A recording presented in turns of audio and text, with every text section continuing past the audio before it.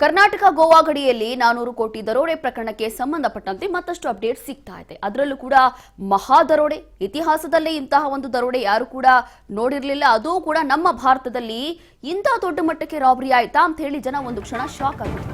Maharashtra SIT ಮೇಲೆ ನಂಬಿಕೆ ಕಳೆದುಕೊಂಡ ದೂರುದಾರ ಸಂದೀಪ್ ಅನ್ನೋ ಪ್ರಶ್ನೆ.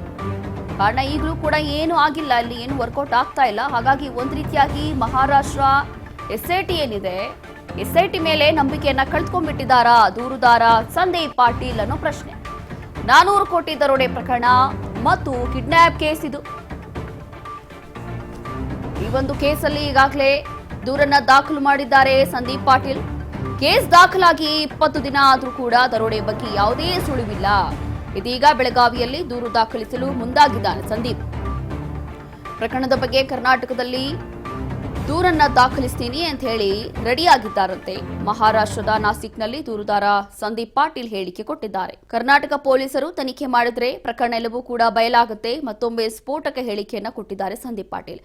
ಒಂದ್ ರೀತಿಯಾಗಿ ಕರ್ನಾಟಕ ಪೊಲೀಸರು, ಅದಾದ ನಂತರ ಗೋವಾ ಹಾಗೂ ಮಹಾರಾಷ್ಟ್ರ ಮೂರು ಪೊಲೀಸರು ಕೂಡ ಒಂದು ರೀತಿಯಾಗಿ ಅಲರ್ಟ್ ಆಗಿದ್ದಾರೆ, ತನಿಖೆ ನಡೆಸ್ತಾ ಇದ್ದಾರೆ.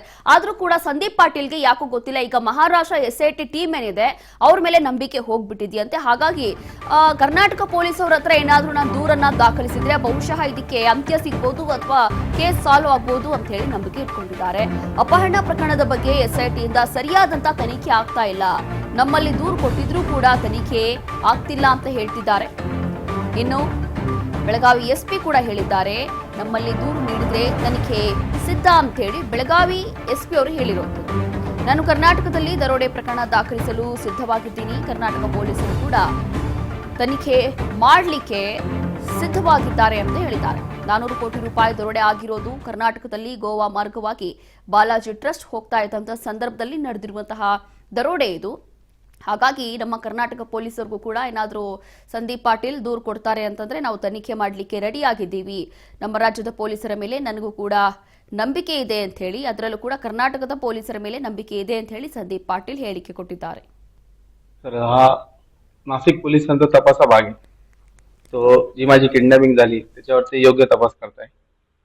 तर त्या तपासामध्ये मला त्यांच्याबद्दल काही बोलायचं नाही. जर का बेळगाव पोलीस याच्यामध्ये तपास करत असतील तर मी तिथे रॉबरीचा गुन्हा दाखल करू शकतो, मी करायला तयार आहे.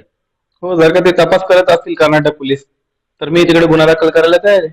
तर याच्यामध्ये मी त्यांना एवढंच आवाहन करेल का हे जे 400 करोड लुटले होते हे गोवा मार्गे चोरला घाटातून, कर्नाटकमधून चोरला घाटातून बालाजी ट्रस्टला जात असताना हे तिथे लुटले गेले. आणि मला जयेश कदमनी सांगितल्याप्रमाणे हे कर्नाटक हद्दीतच लुटले गेले. तर कर्नाटक पोलिसांनी पण या प्रकरणाचा तपास ಯೋಗ್ಯ ದಿಶೆಯಲ್ಲಿ ಕರವಾ ಆ ಸರ್ವ ಪ್ರಕಾರ. ಇದೇ ವಿಚಾರಕ್ಕೆ ಸಂಬಂಧಪಟ್ಟಂತೆ ಮತ್ತಷ್ಟು ಮಾಹಿತಿಯನ್ನ ಕೊಡ್ತಾರೆ ನಮ್ಮ ಪ್ರತಿನಿಧಿ ಮಂಜುನಾಥ್.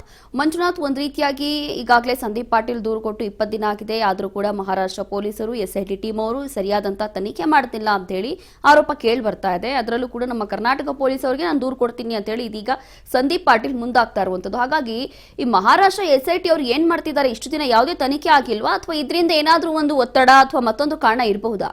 ಖಂಡಿತವಾಗ್ಲೂ ಏನ್ ಸಂದೀಪ್ ಪಾಟೀಲ್ ದೂರದಾರ ಏನಿದ್ದಾನೆ, ಈ ದೂರದಾರ ಕೂಡ 20 ದಿನ ಕಳೆದ್ರು ಕೂಡ ಇಲ್ಲಿವರೆಗೂ ಕೂಡ ಮಹಾರಾಷ್ಟ್ರದ ಎಸ್ಐಟಿ ತಂಡ ಯಾವುದೇ ರೀತಿಯಾದಂತಹ ಸುಳಿವನ್ನ, ಆ ಕೇಸ್ ಯಾವ ರೀತಿ ಸಾಗ್ತಾ ಇದೆ ಅಂತ ಹೇಳಿ ಕೂಡ ಆ ದೂರದಾರಿಗೂ ಕೂಡ ಯಾವುದೇ ರೀತಿಯಾದಂತಹ ಮಾಹಿತಿ ಕೊಡದ ಹಿನ್ನೆಲೆಯಲ್ಲಿ ಒಂದೇ ಏನ್ ಬೆಳಗಾವಿ ಎಸ್ಪಿ ಆಗಿರ್ತಕ್ಕಂಥ ಏನ್ ಕೆ ರಾಮರಾಜನ್ ಅವರು ಏನಿದ್ದಾರೆ ಮೊನ್ನೆ ಪ್ರೆಸ್ ಮೀಟ್ ಅಲ್ಲಿ ಹೇಳಿರ್ತಕ್ಕಂಥದ್ದು, ಒಂದ್ ವೇಳೆ ದೂರದಾರ ಬಂದು ಬೆಳಗಾವಿಯಲ್ಲಿ ಒಂದು ಕಂಪ್ಲೇಂಟ್ ಮಾಡಿದ್ರು ಕೂಡ ನಾವು ಅದನ್ನ ತನಿಖೆಗೆ ಒಳಪಡಿಸ್ತೀವಿ ಅಂತ ಹೇಳಿದ್ರಿಂದ ಇವತ್ತು ಒಂದ್ ರೀತಿಯಾಗಿ ಸಂದೀಪ್ ಪಾಟೀಲ್ಗೆ ಈ ಕರ್ನಾಟಕದ ಪೊಲೀಸ್ ಮೇಲೆ ಒಂದ್ ರೀತಿಯಲ್ಲಿ ಏನೋ ಒಂದು ಅಂದ್ರೆ ಇವ್ರು ಯಾರೋ ತನಿಖೆಯನ್ನ ಮಾಡಿ ಇದಕ್ಕೊಂದು ಪರಿಹಾರ ಕಂಡುಕೊಳ್ತಾರಂತ ಹೇಳಿ ಈಗ ಸಂದೀಪ್ ಪಾಟೀಲ್ ಕರ್ನಾಟಕದ ಪೊಲೀಸರ ಮೊರೆ ಹೋಗಿರ್ತಕ್ಕಂಥದ್ದು ಒಂದ್ ಕಡೆ ಆದ್ರೆ, ಮತ್ತೊಂದ್ ಕಡೆ ಮಹಾರಾಷ್ಟ್ರದ ಎಸ್ಐಟಿ ಹೇಳ್ತಾ ಇರುವಂತದ್ದು, ಅಲ್ಲಿ ಸದ್ಯಕ್ಕೆ ಪರಿಸ್ಥಿತಿ ಇರತಕ್ಕಂಥದ್ದು ಏನು ಈ ಕೆಲವು ಆರೋಪಿಗಳು ಇನ್ನೂ ಆದ್ರೂ ಬಂಧನ ಆಗಿಲ್ಲ, ಎಲ್ಲರೂ ಬಂಧನ ಆದ ನಂತರ ಇದರ ಸಂಪೂರ್ಣವಾದಂತಹ ಮಾಹಿತಿಯನ್ನ ಕೊಡ್ತೀವಿ ಅಂತ ಹೇಳಿ ಈಗ ಸದ್ಯದ ಮಾಹಿತಿ ಇರ್ತಕ್ಕಂಥದ್ದು.